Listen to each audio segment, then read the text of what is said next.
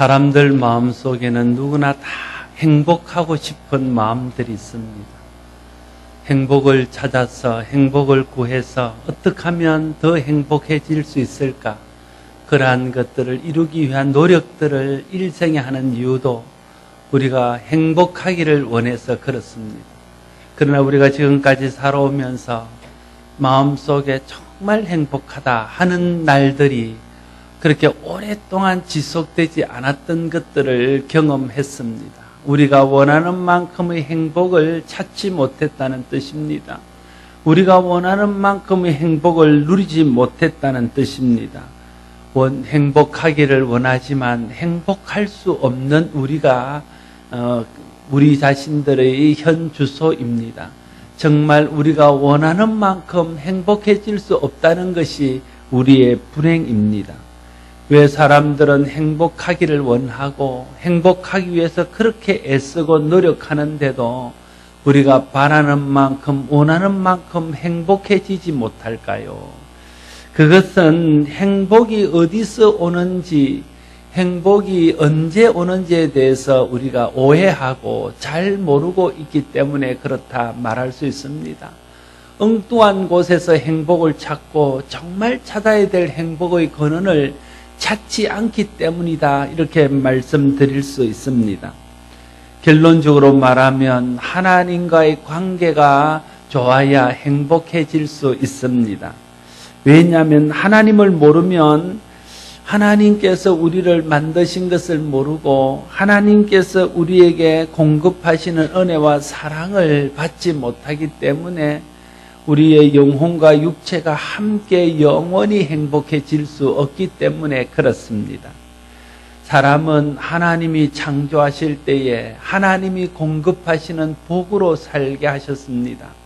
다시 말하면 사람은 하나님이 공급하시는 복을 받고 그것이 하나님으로부터 오는 것임을 알고 감사할 때에 온전히 행복할 수 있는 존재로 만드셨다는 뜻입니다. 사람들이 이 사실을 알지 못해서 하나님에게서 행복을 구하지 아니하고 엉뚱한 데서 행복을 구합니다. 사람들은 돈이 우리에게 행복을 줄 줄로 알고 돈에 소망을 두고 삽니다. 성공이나 명예나 인기 같은 것에서 행복을 찾고 그러한 것들이 우리에게 행복을 주리라고 기대하면서 그러한 것을 향해 나아갑니다. 그러나 돈도 명예도 인기도 성공도 우리에게 진정한 행복과 만족을 줄 수 없다는 것을 금방 깨닫게 되어집니다. 왜 돈이나 명예나 인기나 건강이나 그러한 것들이 우리에게 진정한 행복을 줄 수 없는 것일까요? 이런 것들은 사람들이 원하는 만큼 만족할 만큼 우리에게 채워지지 않기 때문에 그렇습니다. 만약에 우리가 원하는 만큼의 돈과 명예와 건강과 또 우리가 바라는 것들이 채워진다 할지라도 그것이 오랫동안 지속되지 않고 때가 되면 사라지기 때문에 그러한 것들에서 행복을 찾는 사람들은 언제나 항상 행복한 것은 불가능하다는 뜻입니다. 무엇보다도 사람들이 이러한 것에 행복의 기준을 들고 살면 진정으로 행복해질 수 없는 이유는 사람들 속에 영혼이 있기 때문에 그렇습니다. 사람은 하나님께서 육체만 만든 것이 아니라 그 속에 하나님으로부터 온 신비한 영혼이라는 것이 있습니다. 그래서 육체도 만족해야 되지만 영혼이 만족해야 그때 진정으로 행복해질 수 있습니다. 여러분, 밥을 먹어서 배가 부를 때에 행복하고요. 혹은 착한 일을 하거나 선한 일을 하거나 좋은 일을 해서 오는 그 뿌듯함의 만족이나 아니면 하나님의 은혜를 받아서 오는 만족은요, 그 만족의 깊이가 다릅니다.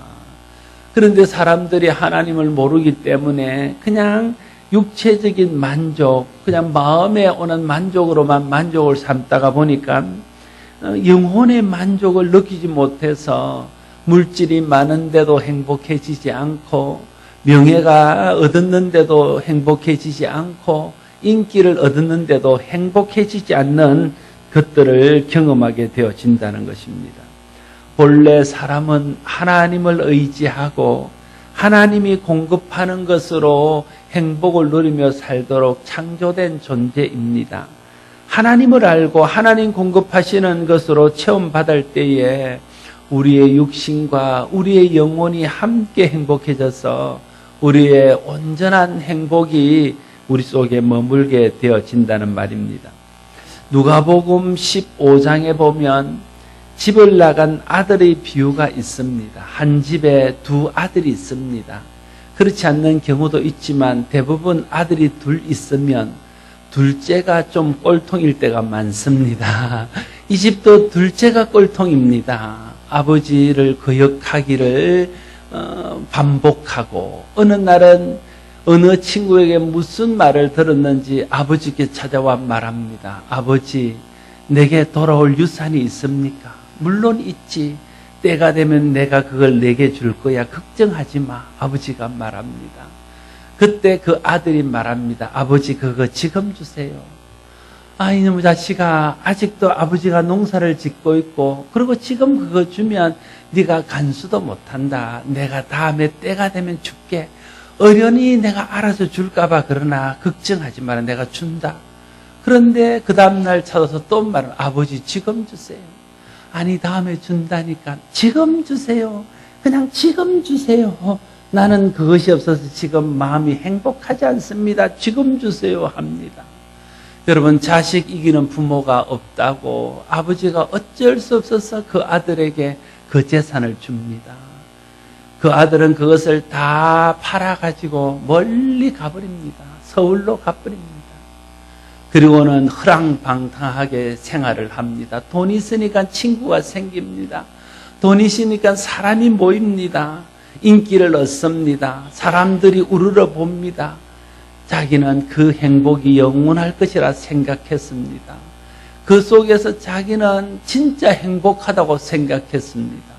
그런데 그렇게 받은 돈이 오래 가겠습니까? 얼마 가지 않아서 돈이 났습니다. 돈 떨어지니까 돈 보고 모인 친구들은 다 떠나갑니다. 외톨이가 되었습니다. 돈 있을 때는 친구들도 있더니만 돈이 떨어지고 나니까 밥 한번 살 친구가 없습니다. 그래서 쫄쫄 굶다가 생각합니다. 내가 이렇게 완전히 망해서 죽게 되었는데 어떻게 해야 될까? 그때 그런 생각하는 거죠. 우리 아버지 집에는 먹을 것이 많은데 우리 아버지 집에는 머슴들도 굶지는 않는데 내가 아버지 집에 가야 되겠다. 그래서 결심하고 아버지 집에 돌아오는 것 아닙니까? 그는 생각합니다. 아버지 집에 돌아가서 아들로 살기는 염치가 없으니까 그냥 머슴살이라도 해야 되겠다.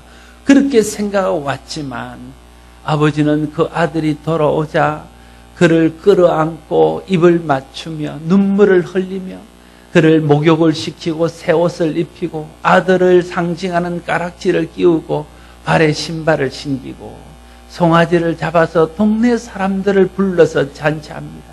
사람들아 와봐라. 죽었던 우리 아들 돌아왔다. 사람들아 와봐라. 집 나갔던 우리 아들 돌아왔다. 그리고는 잔치를 벌입니다. 아버지가 기뻐 어찌할 줄을 모릅니다. 그가 아버지 품으로 돌아왔을 때에 아들의 신분을 회복했습니다. 아버지 집안에 돌아왔을 때에 먹고 사는 문제가 해결되었습니다. 아버지 집에 돌아왔을 때에 행복이라는 것을, 은혜라는 것을 다시 한번 경험하게 되었습니다. 아버지 집에 돌아왔을 때에 무엇도 빼앗을 수 없는 안정감과 행복이 있다는 것을 경험했습니다. 아들이 집에 돌아왔을 때, 아버지 품에 안길 때 잃어버렸던 모든 것들을 회복하고 행복과 기쁨이 넘치는 삶을 살게 되었다. 그런 이야기가 누가복음 15장에 나오는 아들의 비유입니다. 예수님은 이 이야기를 하시면서 하나님을 떠난 인생의 모습이 그렇다는 거예요. 하나님을 떠난 인생은 먹어도 배부르지 않고 입어도 따뜻하지 않고 벌어도 만족하지 못하고 채워도 채워지지 않는 그런 공허함이 우리 가운데 있다는 거예요. 마치 부모를 잃어버린 아들처럼, 마치 북에 고향을 두고 떠나온 그런 이산 가족처럼 돌아가지 않고 거기서 채우지 않고는 채울 수 없는 그런 공허함이 그들 가운데 있다는 거예요. 부모를 잃어버린 아들은 부모를 만날 때에 그 공허함이 사라집니다.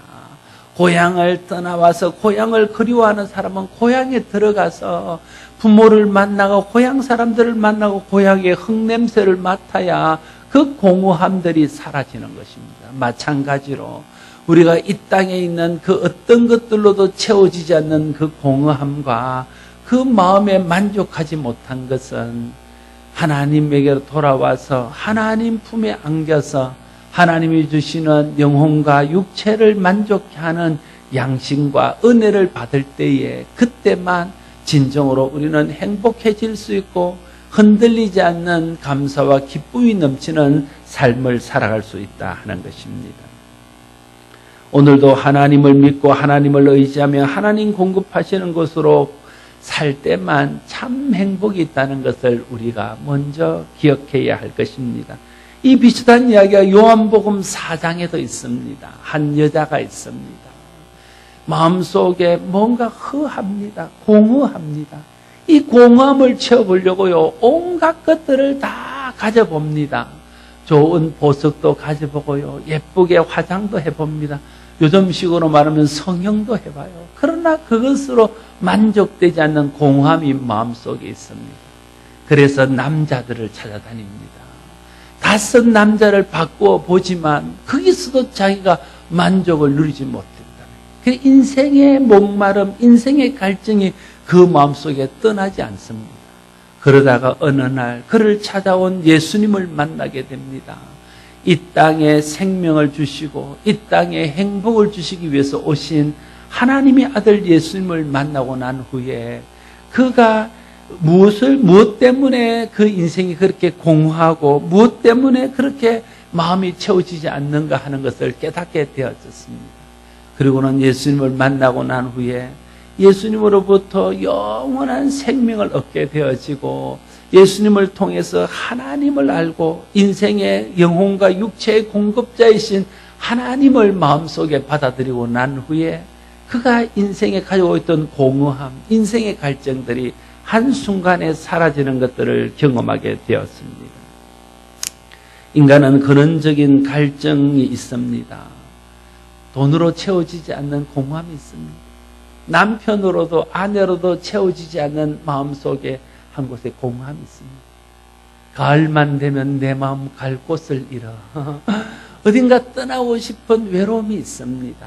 아내가 옆에 있는데도 남편이 옆에 있는데도 홀로 있는 것 같은 외로움이 있습니다. 자식들이 있는데도 채워지지 않는 공허함이 있습니다. 아무리 돈을 많이 벌어도 아무리 명예가 높아져도 아무리 인기를 많이 얻어도 채워지지 않는 어떠한 부분들이 있습니다. 그것은 하나님을 만날 때에 잃어버린 아버지 하나님을 찾고 잃어버린 생명을 회복할 때에 사마리아 여인이 그랬던 것처럼 우리 마음속에 회복되어질 수 있는 것들입니다. 그래서 우리는 하나님 앞에 나와야 됩니다.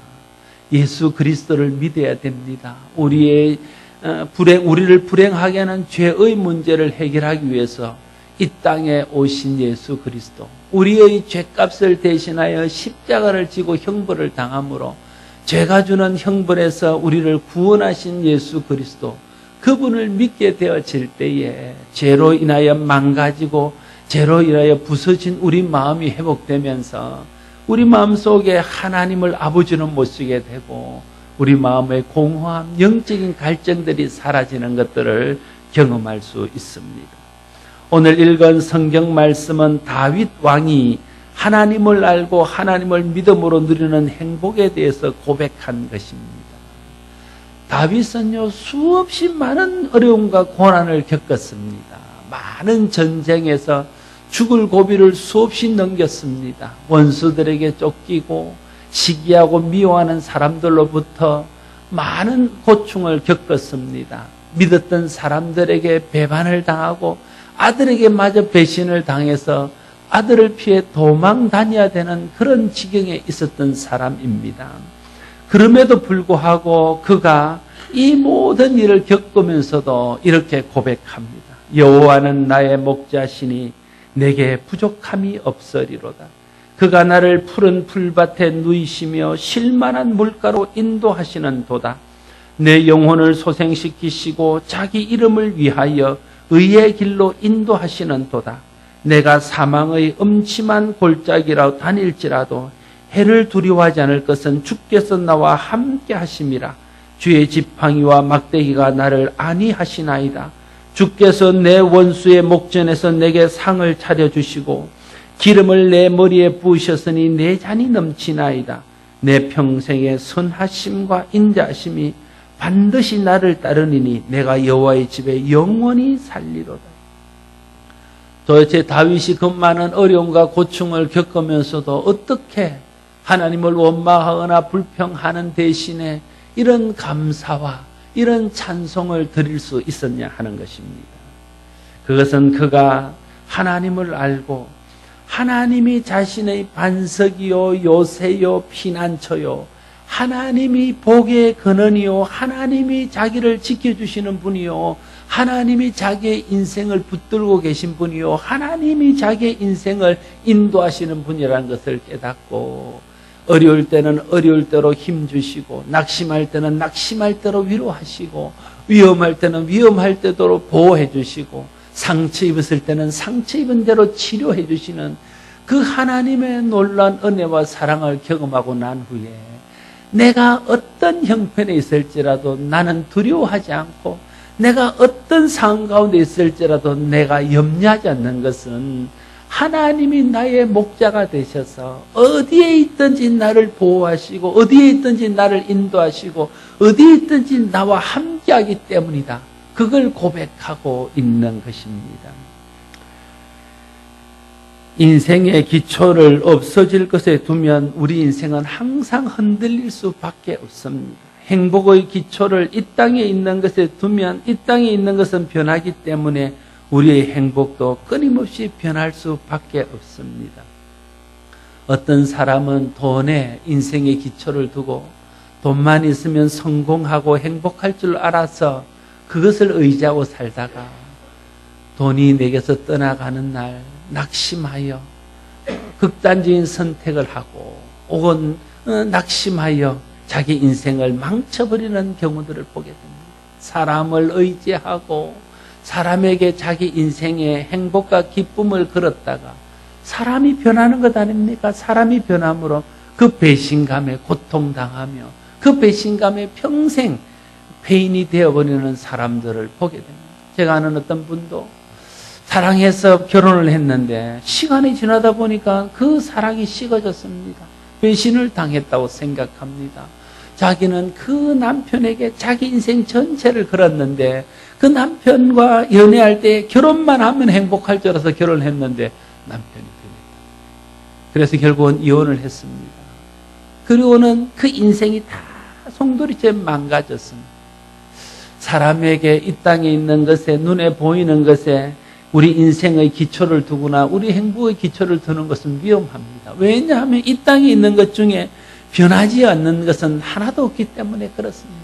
사라지지 않는 것은 하나도 없기 때문에 그렇습니다. 그래서 우리 인생의 기초를 하나님께 둬야 됩니다. 하나님은 영원히 변함이 없으시고 영원히 흔들리지 않고 영원히 거기 계시기 때문에 그렇습니다. 변함없으신 하나님께 인생의 기초와 행복의 기초를 둘 때 우리는 하나님의 변함없는 사랑과 은혜 안에서 변함없는 행복을 누리며 만족을 누리며 살 수 있게 될 것입니다. 마귀는 우리가 하나님께 눈을 돌리지 못하도록 계속해서 우리를 방해합니다.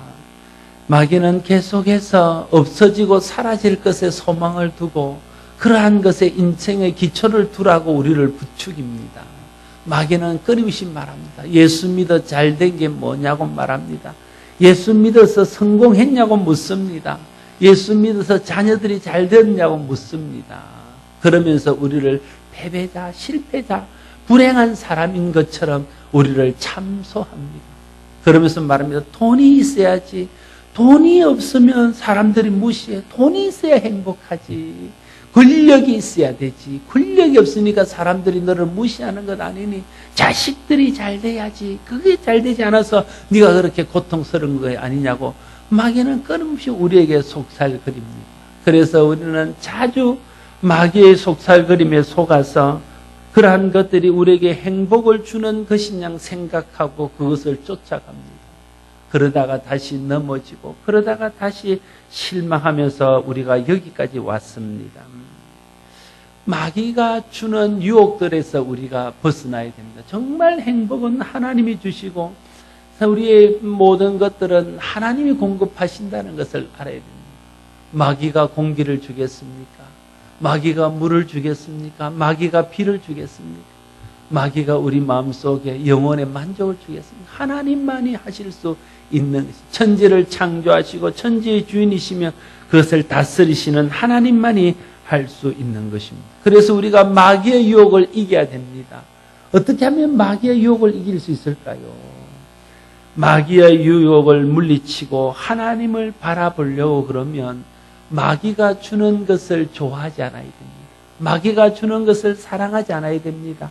마귀가 주는 것으로 만족을 삼지 않아야 됩니다.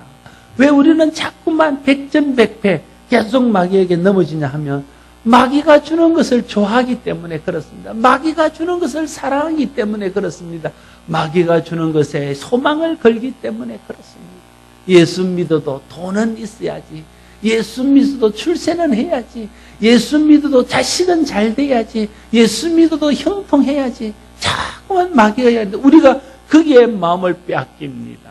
그래서 돈이 있으면 행복한 것처럼 느꼈다가 또 우리 궁핍해지면 불행하다고 느끼고 또 내가 바라는 것들이 이루어지면 행복하다고 느꼈다가 그것이 사라지면 하나님의 사랑을 의심하고 그런 것들을 반복하면서 예수 믿으면서도 우리 마음속에 진정한 행복이 없다 하는 것입니다. 마귀는 우리에게 돈이나 명예나 쾌락이나 재미나 인기 이런 것들이 행복을 준다고 말합니다. 그래서 그러한 것들에 소망을 걸게 합니다. 사람들은 여기에 쏟고 있습니다. 여기에 쏘아서 정말 귀하게 여겨야 할 것을 귀하게 여기지 않고 귀하지 않다고 말하는 것을 귀하게 여김으로 사람이 행복을 누릴 수 못하는 것입니다. 누가복음 12장에 보면요. 한 젊은 사람이 예수님을 찾아왔습니다. 그리고 이렇게 말합니다.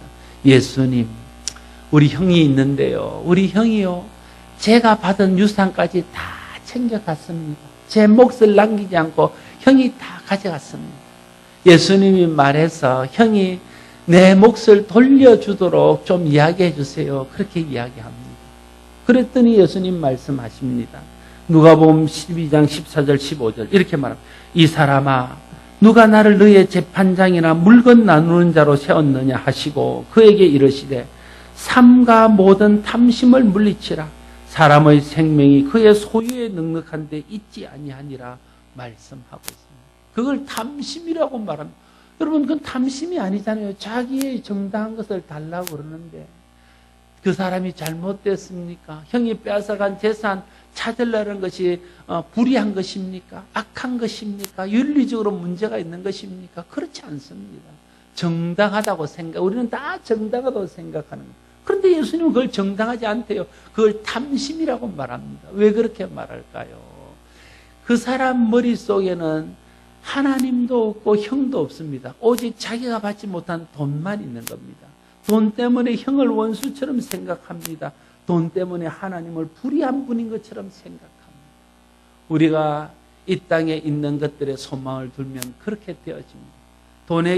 돈에 소망을 두고 물질에 소망을 두면요. 돈 때문에 나에게 돈의 유익을 주는 사람은 좋은 사람이지만 나에게 조그만 손해라도 끼치는 사람은 다 원수가 됩니다. 그게 형제도 그게 부모이든 상관없이 다 그렇게 되어집니다. 그래서 사람을 모두 불행하게 만듭니다.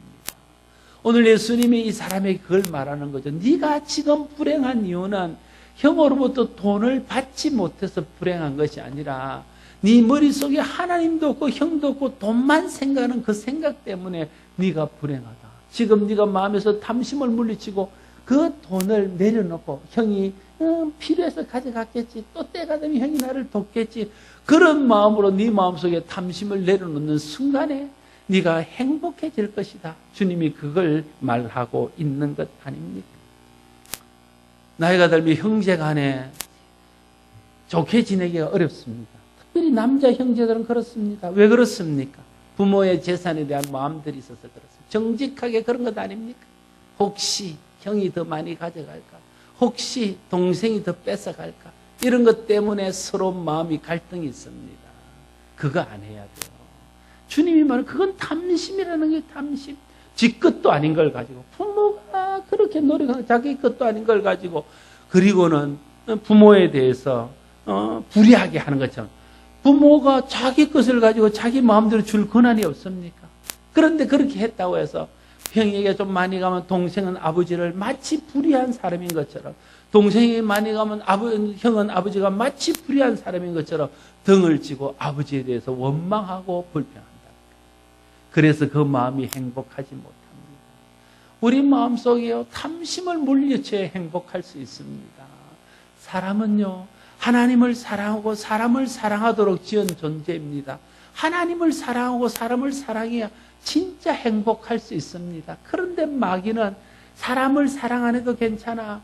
하나님을 몰라도 괜찮아. 돈만 있으면 행복해져. 건강하면 행복한 거야. 네가 명예만 있으면 행복해져. 자꾸만 우리에게 그런 말들을 한다는 거예요. 거기 속아서 정말 중요한 사람도 잃어버리고 부모도 잃어버리고 형제도 잃어버리고 돈 쫓아가다가 명예 쫓아가다가 자기 것 쫓아가다가 진짜 행복들을 잃어버렸다는 거예요.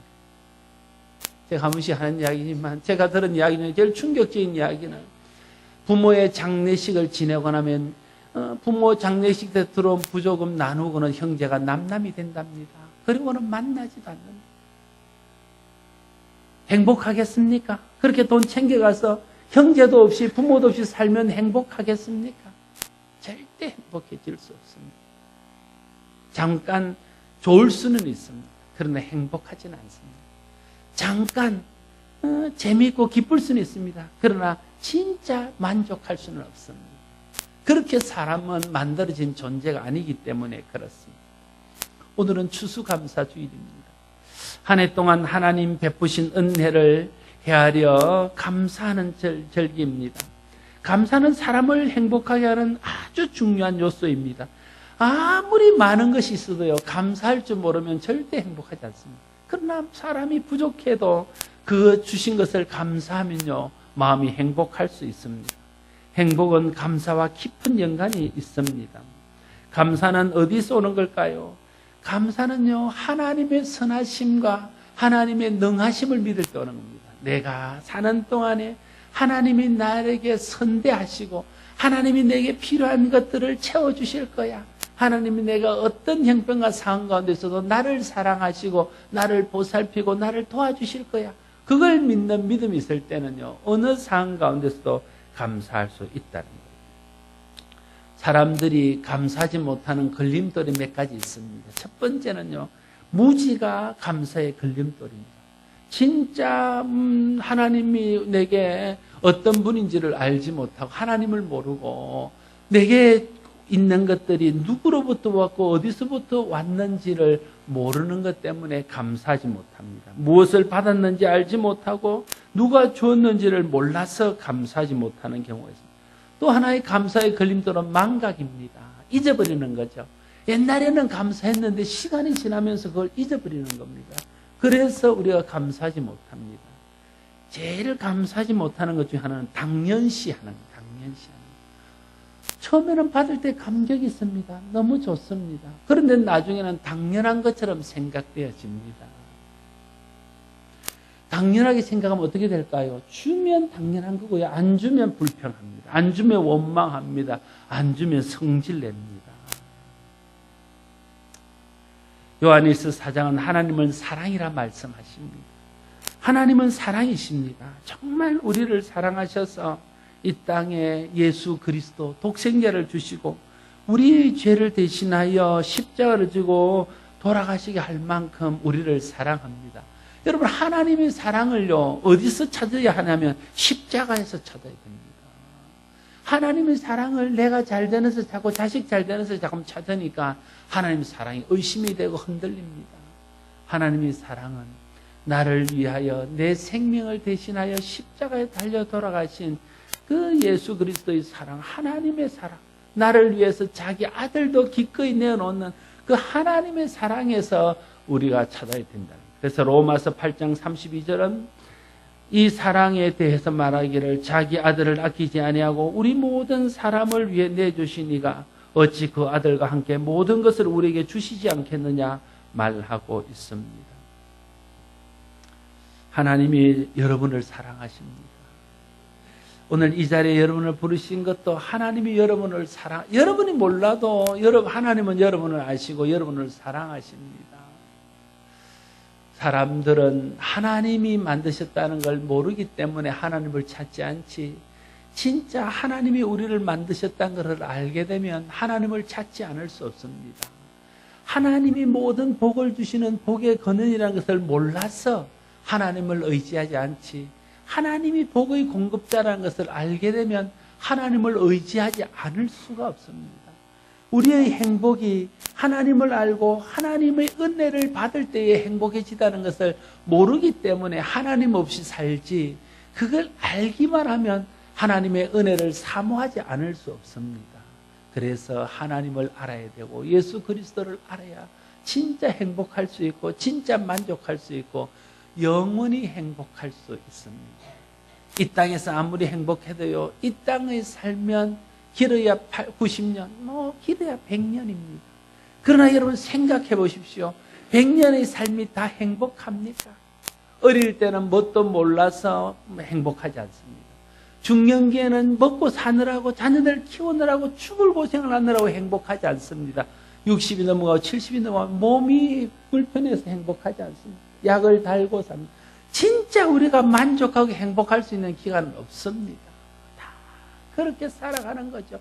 그렇게 정말 힘들어 살고, 우리 뒤에 오늘 오신 할머니처럼 자식들 키우느라고 손자들 키우느라고 다 자기 있는 거 다 희생하고 나면 몸은 골병이 들고 이제 뭘 하려고 해도 몸은 마음대로 되지 않고 죽을 날만 가까워오는 그런 마음이 불행한 겁니다. 그러나 우리가 하나님을 알고 하나님이 우리의 죄를 해결하시고 우리의 영원한 생명을 위해서 보내신 예수 그리스도를 믿게 되어질 때에 이 세상 사는 동안도 여호와가 우리의 목자가 되셔서 우리의 길을 인도함으로 행복할 뿐 아니라 무엇보다도 이 세상이 끝나는 날 하나님께서 우리를 하나님의 집이신 영원한 천국으로 인도하셔서 우리가 그곳에서 영생을 누리며 살 수 있도록 하기 때문에 우리는 죽음을 앞두고도 행복할 수 있다 하는 것입니다. 우리 권사님 댁에 신방을 갔더니 권사님이 간증하기를, 권사님 남편 집사님이 돌아가실 때 권사님 무릎에 이렇게 기대어서 천사가 나를 데리러 왔다. 7명의 천사가 보인다 하면서 천사가 나를 데려왔다고 그러면서 이제 내가 간다. 그러고는 행복하게 가셨답니다. 우리가 아는 그 장만현 선교사님이 작년에 돌아가신데 그 선교사님도 마지막 순간에 크게 할렐루야를 외치며 하늘문이 열리는 것을 보고 천국으로 갔습니다. 천국은 있습니다. 천국은 반드시 있습니다. 그걸 우리가 알아야 돼요. 왜 사람들이 불행합니까? 죽음에 대한 두려움이 우리를 가장 크게 불행하게 하는 겁니다. 내가 죽으면 어떨까? 죽으면 그 다음은 어떻게 될까 하는 것 때문에 그렇습니다. 그러나 우리가 영원한 천국이 있음을 알고 내가 살아도 천국이요 죽어도 천국인 것을 알게 되어지면 내가 병들고 나이가 들어도 성경에 있는 말대로 하면 그 사람은 점점 낡아지지만 우리 속 사람은 천국에 가서 살 것을 생각하면서 마음이 더 기대가 되고 흥분되어진다. 그래서 평생 행복해질 수 있고 영원히 행복해질 수 있습니다. 여러분이 예수님 아는 것으로만도 평생 감사해야 됩니다. 우리가 하나님 아는 것만으로도 평생 감사해야 됩니다. 여러분에게 하나님이 여러분의 목자가 돼서 모든 것을 인도하시고 이 땅에서와 천국에서까지 여러분의 삶을 책임지실 것입니다. 그 하나님을 알고 그 예수님을 믿어서 처음 이 땅에서도 행복하고 영원히 행복한, 그래서 날마다 감사하는 삶을 사는 여러분 모두가 될 수 있기를 바랍니다. 기도하겠습니다. 아버지 하나님 감사합니다. 여호와는 우리의 목자십니다. 내가 위험한 데 있으면 위험한 데서 나를 건지시고, 내가 행복한 순간에는 더 행복할 수 있도록 우리를 축하하시고, 낙심해 있을 때는 위로하시고, 넘어져 있을 때는 격려하여 새 힘을 주어 이렇게 세우시고, 이 땅에서 하나님 주시는 평안과 만족을 누리며 살게 할 뿐 아니라 이 세상 떠나는 날 영원한 천국에 이룰 수 있도록 인도하시는 하나님이 계시고 주님이 계셔서 우리는 행복합니다. 이것 때문에 우리는 날마다 감사할 수 있습니다. 우리 모두에게 이 믿음으로 주님 때문에 행복하고 주님 때문에 감사할 수 있는 삶을 살게 하여 주옵소서. 아직도 하나님을 알지 못하는 분이 있으면 이 시간에 우리를 만드신 분이 계신 것을 알게 하시고 이 모든 만물을 운행하시는 분이 계심을 깨달아 알게 하여 주시옵소서. 우리가 진짜 불행한 것은 하나님을 떠나서 불행하고, 우리가 진짜 불행한 것은 우리 속에 있는 탐심과 죄 때문인 것을 알아서 그 모든 문제를 해결하기 위해서 이 땅에 오신 예수님을 믿고 예수님을 받아들일 수 있는 은혜가 있게 하여 주옵소서. 그래서 예수님 안에서, 하나님 안에서 이 세상 사는 동안도 만족과 행복을 누리게 하시고, 이 세상 떠나는 날도 두려움 없이 주님 품에 안겨서 영원한 천국으로 갈 수 있도록 복 내려 주시옵소서. 예수님 이름으로 기도드리옵나이다. 찬송가 588장